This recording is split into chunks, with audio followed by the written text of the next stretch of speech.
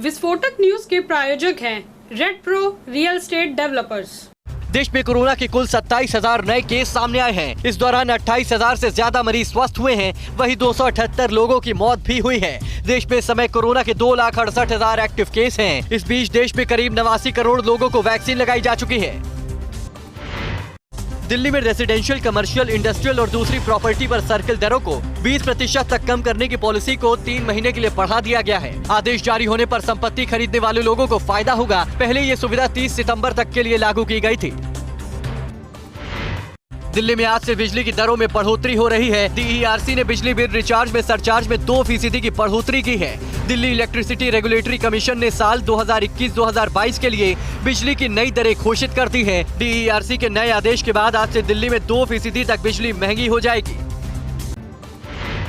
Delhi university के under graduate के विभिन्न पाठ्यक्रमों में दाखिले के लिए आज पहली कट ऑफ लिस्ट जारी होगी। 2 और 3 अक्टूबर को छुट्टी होने के चलते एडमिशन प्रोसेस सोमवार से शुरू होगा। DU की दूसरी कट ऑफ लिस्ट 8 और 9 अक्टूबर को जारी होगी।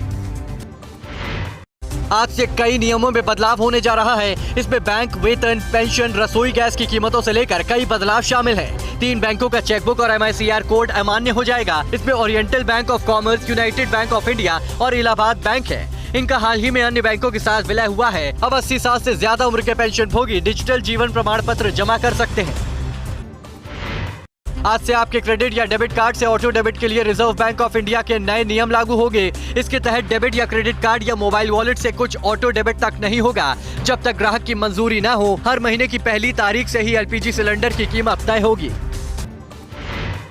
कमर तोड़ महंगाई का सामना कर रही आम जनता को एक और बड़ा झटका मिल सकता है। सरकार ने नेचुरल गैस के दाम 62% बढ़ाने का ऐलान कर दिया। इसके चलते अब PNG CNG महंगी हो सकती है। सरकार ने गैस की कीमतों को अक्टूबर 2021 से मार्च 2022 तक के लिए बढ़ा दिया है। हिमाचल प्रदेश के शिमला के कच्ची घाटी इलाके में कल शाम लैंडस्लाइड के चलते 7 मंजिला इमारत कुछ पलों में भरभरा कर ढह गई। आसपास की दूसरी इमारत को खतरे को देखते हुए प्रशासन ने भवनों को खाली करवा दिया है। गिरने से पहले से ही 7 मंजिला भवन को भी खाली करा लिया गया था। कांग्रेस के वरिष्ठ नेता गुलाम नबी आजाद और कपिल सिब्बल ने पार्टी में जारी विवाद पर चर्चा के लिए कांग्रेस कार्य समिति की बैठक बुलाने की मांग की थी। आजाद और सिब्बल उन 23 प्रमुख नेताओं के समूह में शामिल हैं, जिन्होंने पिछले साल कांग्रेस अध्यक्ष सोनिया गांधी को पत्र लिखकर कांग्रेस में संगठन चुनाव करवाने की मांग की थी। पंजाब सरकार और पार्टी में मतभेद के बीच मुख्यमंत्री चरणजीत सिंह चन्नी ने 4 अक्टूबर को सचिवालय में कैबिनेट की बैठक बुलाई है। हालांकि अभी तक ये नहीं क्लियर है कि इस बैठक में किस बात को लेकर चर्चा की जाएगी। नवजोत सिंह सिद्धू ने CM के फैसलों पर सवाल उठाते हुए 28 सितंबर को पंजाब कांग्रेस अध्यक्ष पद से इस्तीफा दे दिया था। हालांकि अभी उनका इस्तीफा मंजूर नहीं हुआ है। कैप्टन अमरिंदर सिंह ने नवजोत सिंह सिद्धू को खुला चैलेंज दिया है। कहा, सिद्धू कहीं से भी चुनाव लड़े, जीतने नहीं दूंगा। अमरिंदर ने कहा कि मैं कांग्रेस छोड़ रहा हूं, लेकिन BJP नहीं ज्वाइन करूंगा। कैप्टन ने कहा कि मैंने पहले ही कहा था कि सिद्धू पंजाब के लिए सही आदमी नहीं है।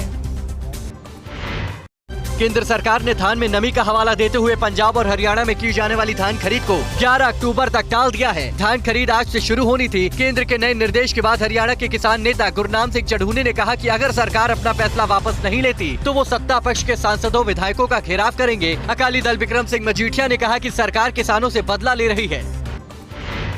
यूपी के गोरखपुर में गुंडागर्दी की ये नई तस्वीरें हैं जो CCTV में कैद हुई हैं। मामला रामगढ़ताल थाना क्षेत्र का है। कुछ लोग मॉडल शॉप में आते हैं और दुकान के कर्मचारी मनीष प्रजापति से बेतहाशा मारपीट करने लगते हैं। इलाज के दौरान मनीष की मौत हो गई। वारदात की इस जगह से महज 100 मीटर की दूरी पर ही थाना है, लेकिन कानून व्यवस्था की सरेआम धज्जियां उड़ रही हैं।